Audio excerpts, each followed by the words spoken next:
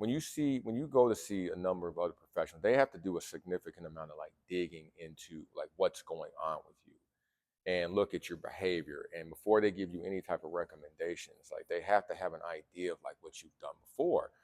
That approach is not put towards us in this industry. A lot of times people see some type of thing on a podcast, a supplement, some type of implementation. It was like a workout, the whole thing, and they're looking at someone from afar who's running the business, and they don't understand kind of the whole picture of what they're doing, and just this approach of like, hey, just add this, don't look at the whole thing that's going on with your life, and that just kind of just goes without any question or any type of any type of looking at it more in depth of like, well, wait a minute, shouldn't there be more? For example, if you went to your financial advisor and you were trying to figure out how you save more money or how you budget a little bit better, or you're just trying to figure out how you increase like like your wealth as you go on and what you put away from retirement, and their only recommendation was, oh, just put $200 away a month. They didn't look at like what you were doing, where you can make where you can make better financial choices. Could you cut a streaming service off? Could you eliminate something? Could you buy not so much expensive clothes? They don't look at your overall spending.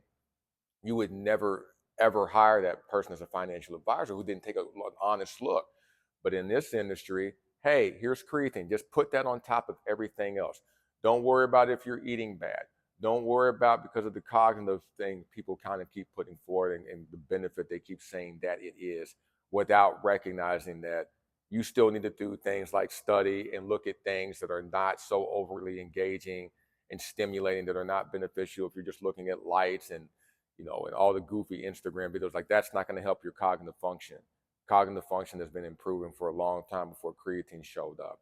And if you look at the actual studies, and you actually look at the actual studies and read through what it is, not just the headline and the title, and read what is and what was beneficial, and actually on the other side of what was not, you see that it alone is not that significant over the other things that you can do as far as improving your cognitive function, studying, being a lot more literate with things, looking at different materials and removing certain things.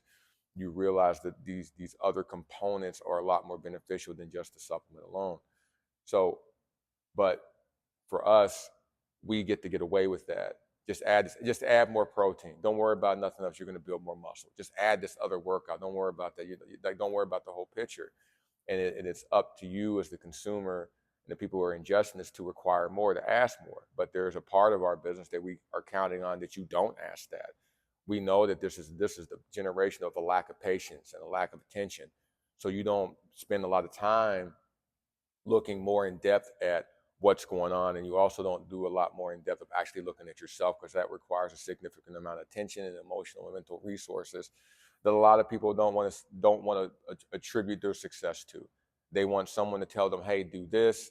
I don't have to look myself in the mirror and take a long inventory of the things that I'm doing, and then I'm just going to go forward. And then when it doesn't go well, it was the product, it was me, and most likely it was you. Somewhere along the way we didn't look at the overall picture of what you were doing and how you were executing those things.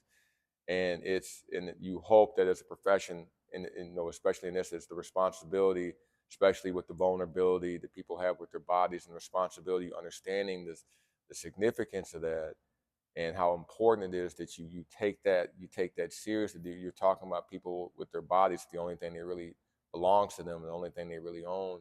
That you encourage people to not just do this thing, like look at the whole picture, look at the whole thing. If you're following some influencer who's 20 some odd years old, who's young, and nothing against their youth, but they don't have kids, their schedule alone is different than you. If they have a business and you are looking at just their entire life of how they do their health and fitness, like their job, their passion, their social network, everything, all of that is in one location.